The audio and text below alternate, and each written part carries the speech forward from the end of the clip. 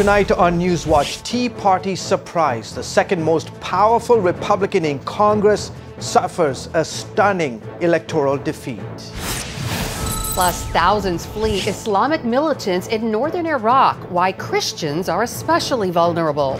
And government land grab. How federal agencies are confiscating private property. All this and more tonight on NewsWatch.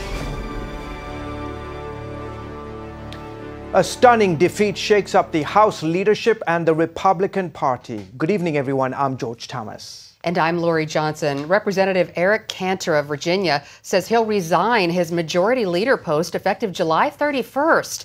That after losing big in the Republican primary to a Tea Party candidate. The odds were stacked heavily against Cantor's opponent, but as Gary Lane reports in our top story, voters demanded change in Washington. Shockwaves over an unexpected upset victory. Everyone expected the second most powerful man in the U.S. House of Representatives to easily win his re-election bid in Virginia's Republican Party primary. After all, Eric Cantor had outspent his opponent more than 20-1. But when all the votes were counted, Tea Party-backed candidate David Brat came out on top. The reason we won this campaign, there's just one reason, and that's because dollars do not vote. You do. I know there's a lot of long faces here tonight, and it's disappointing, sure. Why did it happen? And how will the Republican Party react? This was a smackdown. This was voters less than 2 hours from Washington, D.C. saying we don't like the direction the country is headed, and we don't like the Republican leadership's response to it. In his concession speech Tuesday night, Cantor described himself as a conservative. And we need to focus our efforts as conservatives, as Republicans, on putting forth our conservative solutions so that they can help solve the problems for so many working middle-class families. But Virginia voters didn't buy it. Tea Party members and other conservatives viewed Cantor as the ultimate insider, close to Wall Street, an establishment Republican. And Brat, an economics professor from Randolph-Macon College in Ashland, Virginia, capitalized on conservative dissatisfaction with Cantor and ran his race as an anti-establishment candidate. The basic premise is power belongs to the people, and that's what we're going to do. While this was a shocking upset, an amazing comeback victory for the Tea Party, what is unclear this time is the impact it may have on the Republican Party and the fall congressional campaigns. Will Republican Party leadership embrace a conservative agenda or a more moderate one in hopes of defeating the Democrats? Two main issues dominated Brat's winning campaign against Cantor: overspending, the massive budget deficit, and immigration reform. Brat accused the House Majority Leader of wanting to give citizenship papers to illegal immigrants. Essentially, Cantor got clobbered by a political novice who had a fraction of his money to spend, and that ought to send a message to the leadership in both parties, but I'm not sure it will. Gary Lane, CBN News. CBN News chief political correspondent David Brody joins us with more on this upset. David, no one saw this coming. Cantor's defeat shocked him and the GOP. What happened? Well, I have to tell you, Lori, there are a lot of folks here in Washington, D.C. grabbing the smelling salts this morning because they are literally face down on the ground. I mean, no one expected this. What happened? Well, look, here's a good way to explain it. Tuesday morning, the day of the primary, actually, Eric Cantor was in Washington, D.C. at a Starbucks talking to fundraisers on Tuesday morning in Washington, D.C. Wasn't in the district. And I think that says a lot as to why he lost. There are a lot of folks in his 7th congressional district that feel that he had lost touch, that he wasn't there enough, that he was in essence more of that GOP establishment type, and he was caring more about what was going on in Washington and kind of that trajectory of maybe he will be Speaker of the House one day. And I think that really came back to bite him. Right, that makes a lot of sense. Well, how big of a problem for Cantor was his support of immigration reform, a so-called pathway to citizenship? And do you think it'll change Speaker Boehner's support of immigration reform? Well, first of all, it doesn't look like immigration reform was probably going to get done on the Hill anyhow this year. And so Speaker Boehner and all of the machinations regarding immigration reform probably won't necessarily matter in the long run because it probably wasn't going to happen. Having said that, immigration reform was a real big problem for Eric Cantor. He says he wasn't for amnesty. David Brat says he was. But the bottom line is that there's all sorts of problems with the way Eric Cantor actually went about this. You see, Lori, the problem here was that Eric Cantor couldn't get away from talking about the amnesty issue, and that really hurt him. As opposed to Lindsey Graham down in South Carolina, another Republican who actually won, a senator down there who won, who also is pro-immigration reform. The difference is that Lindsey Graham was able to change the topic and talk about how the president is out of touch on Benghazi and a lot of other things. So Graham was able to do that. Cantor was not. And Lindsey Graham spent a lot of time talking with his constituents leading up to the election yesterday. Well, Eric Cantor says he'll resign effective July 31st, and so already the jockeying to replace him as majority leader has already begun. Who do you think it might be? Well, there are a couple guys to keep an eye on. Obviously, Kevin McCarthy is the House Majority Whip, so he's third in charge. He goes Boehner, Cantor, McCarthy, so he's a guy that obviously will be in the mix. And then the other guy to keep an eye on, and this could be the odds-on bet to replace him, is Jeb Hensarling. He is a die-hard conservative. The Tea Party folks love him, but he also knows how to play the establishment game, if you will. And so watch for Hensarling. He's a guy that a lot of those Tea Party groups will really like up here in Washington. All right, David Brody, great to see you. Thanks for your insights. Thanks, Lori. The IRS Tea Party scandal is getting worse. The latest revelation of abuse, word the IRS gave the FBI more than 1 million pages of tax documents without a court order back in October 2010. This revelation comes in a letter to the IRS Commissioner from Congressman Darrell Issa and Jim Jordan. It indicates the massive data dump, including public returns from nonprofit groups and taxpayer information the law requires the IRS to keep confidential. The data came from IRS administrators Lois Lerner and Sarah Hall, who are both implicated for working with the FBI to illegally target these groups. The nation's top Pentagon official told Congress he stands by the deal that led to the release of Sergeant Bo Bergdahl and said the exchange for 5 Taliban detainees was legal. Defense Secretary Chuck Hagel defended the administration's decision to ignore a law requiring 30 days congressional notice for any Guantanamo prisoner release. He said it wasn't a perfect deal, but time was not on their side. But under these exceptional circumstances, a fleeting opportunity to protect the life of an American service member held captive and in danger for almost 5 years. The National Security Team and the President of the United States agreed that we needed to act swiftly. Meanwhile, the Bergdahl's former pastor is calling on Christians to extend grace to Bo and his family, telling Christianity Today, quote, "These are brothers and sisters in Christ," and that he's saddened to see political rhetoric used to divide Christians. Militants fired a rocket from the Gaza Strip into Israel today. It's the first time that's happened since the formation of a new Palestinian unity government that includes Hamas. Headed by Mahmoud Abbas, it technically controls Gaza, but in reality, Hamas is in total control. The terrorist group has sent thousands of rockets into Israel over the years. Palestinian leader Mahmoud Abbas condemned the attack. An Israeli spokesman said it's empty rhetoric and called on Abbas to disarm militants in Gaza. Christian families are among tens of thousands of Iraqis fleeing Mosul after Islamic militants seized control of the city. The jihadist group calls itself the Islamic State of Iraq and Syria and has a reputation of violent persecution of Christians. Thousands of Christians fled to northern Iraq to escape persecution after the U.S. invasion in 2003.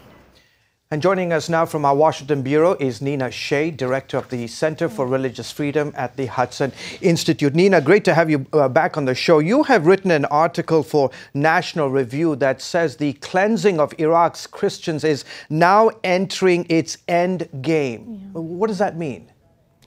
Well, all of the Christians of Iraq have had to flee, or virtually all of them have had to flee north to Mosul and beyond over the last 10 years because of very severe persecution. And so now we're seeing Mosul itself being cleansed of its Christians. There's virtually no Christians left in Mosul, and all the churches are closed. This is the ancestral homeland of the Christian community in Iraq. So this is really their last jumping point before they leave the country for good. Christians had hoped to establish an autonomous Christian region, a safe haven in the Nineveh Plains. What do you expect will happen to that now? I think that idea has vanished, vanished along with the Christians. Obviously, there's no one there left to really populate or defend that area. I don't think it's going to happen. And during the time of the Iraq War, clearly Christians could escape to Syria to find safe haven, but now they can't find safe haven in Syria because of the ongoing battle there, correct? Christians have very few options now who are fleeing the countries in that region, Iraq and Syria. And, they can go to Kurdistan. Some of them can go. I don't know if they could take them all. This is, one of the things that the United States and the international community should be working on is how to resettle them within the region. Otherwise, they will go to the West and they will not return. You have been very critical of the Obama administration's response to the attempts to protect Christians in the Middle East. What should the administration do differently now? Well, the administration right now needs to get humanitarian aid to these people. I'm hearing that from the Nineveh plain, where a lot of them have fled, there's only food and water for about 2 days. Beyond that, they need to appoint a special envoy for Middle East minorities, because these people are being religiously cleansed from country after country. And this is a very dangerous situation because it means there's no experience over there of pluralism. Okay, Nina Shea of the Hudson Institute, as always, thank you so much for joining us today. CBN's Operation Blessing is in northeast Nigeria, bringing aid to school children facing danger from Boko Haram and other Islamists. The ministry's David Darg was able to visit the boarding school with a heavily armed security detail. The school is located in Mubi, where a Boko Haram suicide bomber killed over 40 people just last week. The school was closed after Boko Haram captured almost 300 other schoolgirls in the region. It reopened this week, and Operation Blessing is now providing food, computers, and razor wire for extra security. OB will also be helping them with bigger projects like a well and improvements to their dorms over the next few weeks. Coming up, the fight for religious freedom. Leaders from many faiths line up against the Obama administration.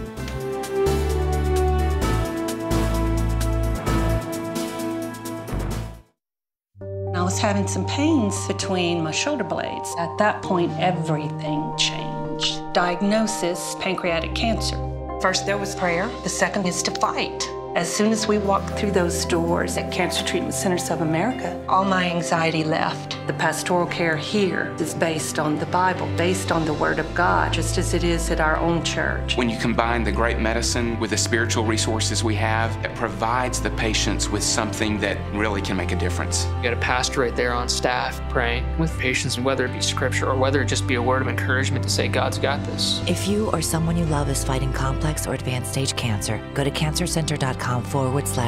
You'll learn how our treatment results compare to national averages and see a list of insurance plans with which we've worked. Advanced medicine and technology, the warm embrace of the Spirit. I firmly believe God led me here. Call or go to cancercenter.com. Cancer Treatment Centers of America. Care that never quits. Appointments available now.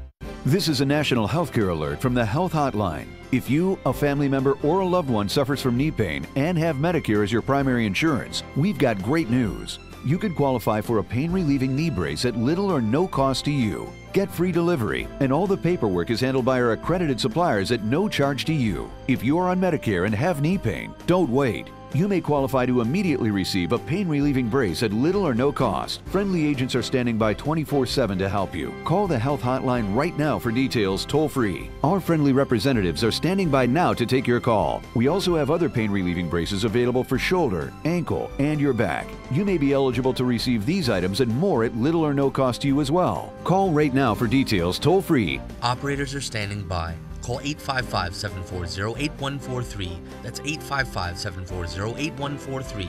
Again, 855-740-8143. That's 855-740-8143. And welcome back to the broadcast. The Southern Baptist Convention has a new president today. Arkansas's megachurch pastor Ronnie Floyd will lead the nation's largest Protestant denomination. The SBC annual convention is in Baltimore this year. A panel of leaders met before it started to discuss religious liberty in the United States. Rick Warren and Samuel Rodriguez joined Russell Moore, the head of SBC's Ethics and Religious Liberties Commission. They talked about Hobby Lobby's fight against the Obamacare contraception mandate that's before the Supreme Court. Moore and Warren predicted Hobby Lobby would win their upcoming Supreme Court, but Moore also said, quote, "If we lose this case, the gospel is not lost. If the United States of America crumbles away, the gospel is not lost." The U.S. Supreme Court is expected to rule on it this month. Fighting the Obamacare contraception mandate has united religious groups across America. Jennifer Wishon reports they consider it government coercion. The raping of the soul. That's how one Christian leader describes what many see as the attack on the right of conscience and religious liberty in America. There is a widespread feeling that something unusual is happening with regard to religious liberty in our country.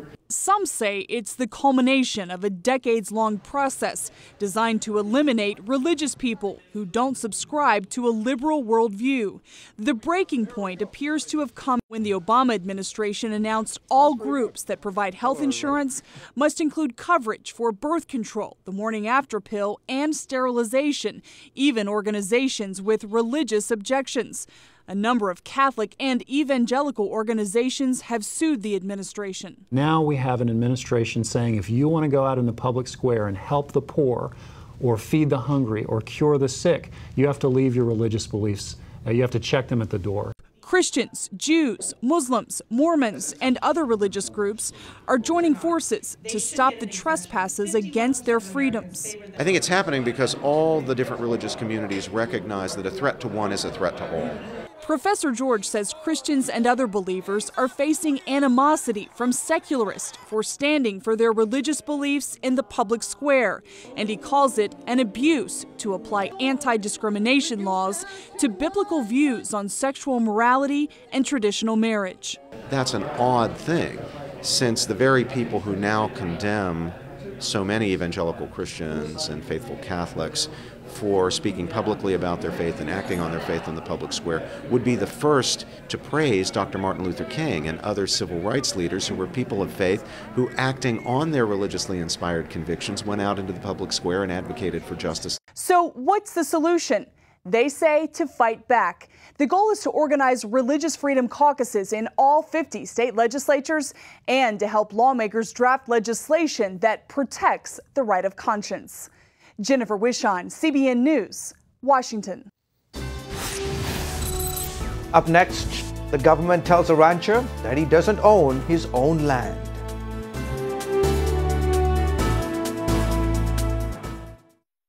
Stop! Living with hair loss, that is. Losing your hair is no fun and no one wants to be bald, but there is hope. Getting my hair back was the best thing that ever happened to me. I'm happy with the way I look now. I'm very excited about my hair. I feel beautiful. I love my hair. Hair Club offers all proven hair loss solutions backed by our commitment to satisfaction guarantee. If you're not 100% satisfied with the solution you choose, Hair Club will apply the purchase price to another proven hair loss solution or transplant more hair at no charge. And it was the best thing I've ever done. It looks good on me. Call in the next 5 minutes to get your free brochure at no obligation. It will tell you everything you need to know about your hair loss problem, and it's free if you call now. I am more pleased than what I had even imagined. I at least look, I would say, 5 years younger. I'm 52, and I look better now than I did when I was in my 40s. I feel great. And that's not all. The first 100 people who call will also receive $250 off any hair loss solution from Hair Club. Call now. This is a national healthcare alert from the Health Hotline. If you, a family member, or a loved one suffers from knee pain and have Medicare as your primary insurance, we've got great news. You could qualify for a pain-relieving knee brace at little or no cost to you. Get free delivery, and all the paperwork is handled by our accredited suppliers at no charge to you. If you are on Medicare and have knee pain, don't wait. You may qualify to immediately receive a pain-relieving brace at little or no cost. Friendly agents are standing by 24/7 to help you. Call the health hotline right now for details toll-free. Our friendly representatives are standing by now to take your call. We also have other pain-relieving braces available for shoulder, ankle, and your back. You may be eligible to receive these items and more at little or no cost to you as well. Call right now for details toll-free. Operators are standing by. Call 855-740-8143. That's 855-740-8143. Again, 855-740-8143. That's 855-740-8143. So what would you do if the government just decided that it wanted to take your land? And not give you a penny for it. Chuck Holton reports that's exactly what happened to one Texas rancher. The March dust-up between Nevada rancher Cliven Bundy and the Bureau of Land Management raised eyebrows among many Americans who feel the federal government exercises too much control. In Texas, another fight has been raging between ranchers and the BLM for decades. Ever since 1803, there's been some dispute over the actual boundary line between Oklahoma and Texas here along the Red River. Years ago, the courts decided that it was the vegetation line here on the south side.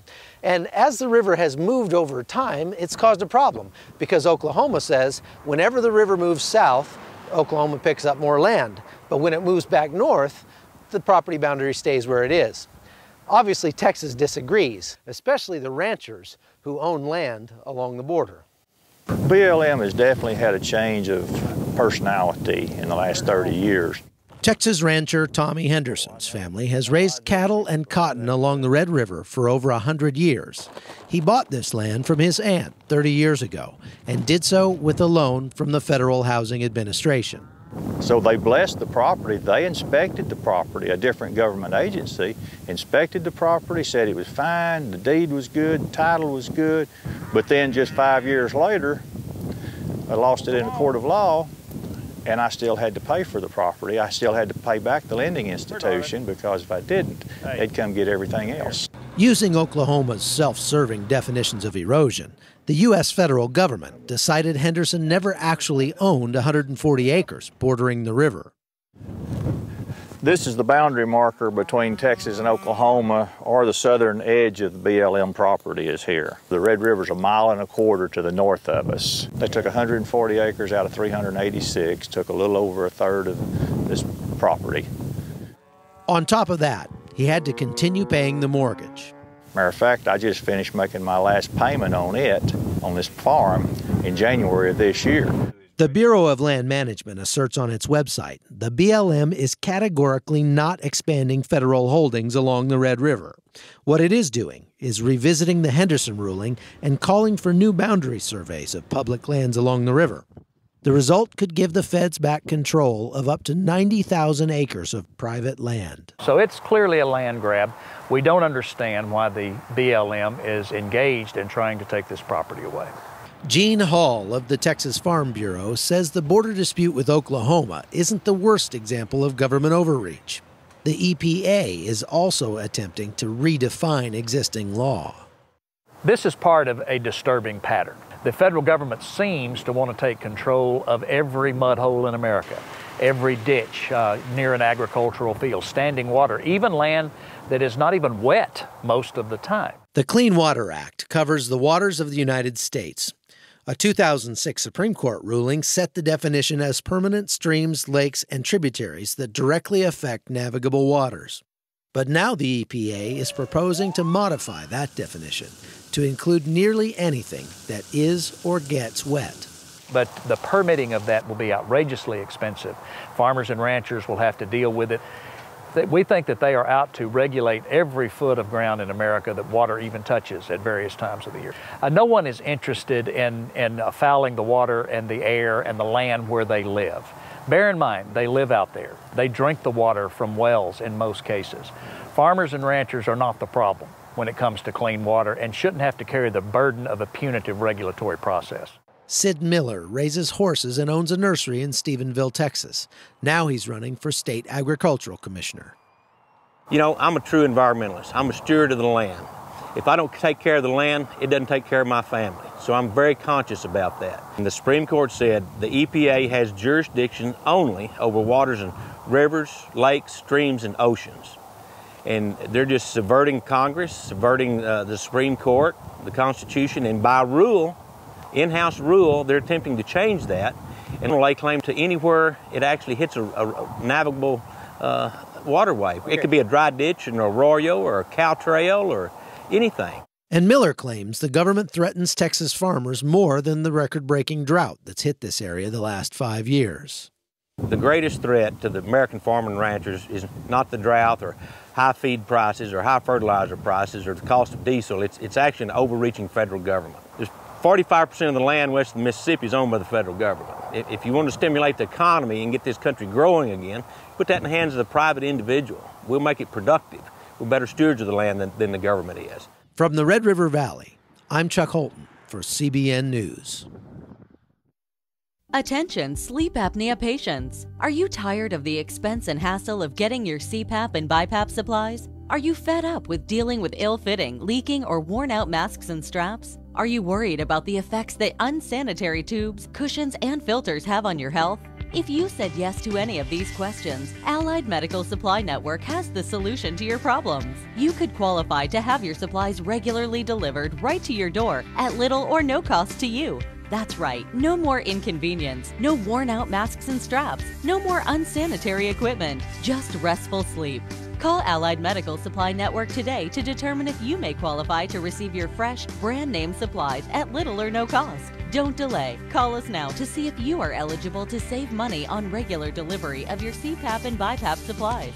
Call 1-800-815-9947. That's 1-800-815-9947. Or go to cpapsupplyhelpline.com. Announcing an important breakthrough in healthcare that can benefit everyone. If you or anyone you love needs affordable health insurance, regardless of a pre-existing medical condition, call Quick Insurance 123 today and get the immediate relief you deserve. Quick Insurance 123 was created to provide affordable health insurance to all uninsured Americans, with or without pre-existing conditions. This is not a discount card. This is a real insurance program that lets you choose from many affordable health plans, with access to doctors, hospitals, emergency services, and more. So call the number on your screen now and get the health coverage you need, just for calling. As a special bonus, we'll send you a free prescription savings card that could save you up to 85% on your prescriptions. That's right, you could save up to 85% on your prescriptions, just for calling. Call Quick Insurance 123 to find out how you can get affordable health insurance and receive your free prescription savings card, just for calling. Don't wait. Getting a free quote is as easy as 1, 2, 3. Call today.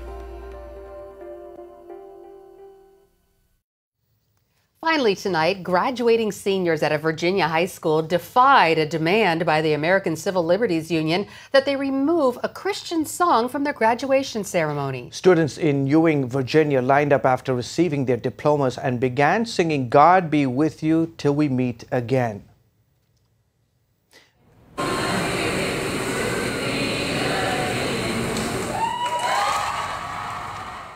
The song has been sung during graduation exercises at Thomas Walker High since 1940. The ACLU sent a letter to school officials last month saying the students should not be allowed to sing the song because of its religious content. However, it could do nothing about the student-led effort.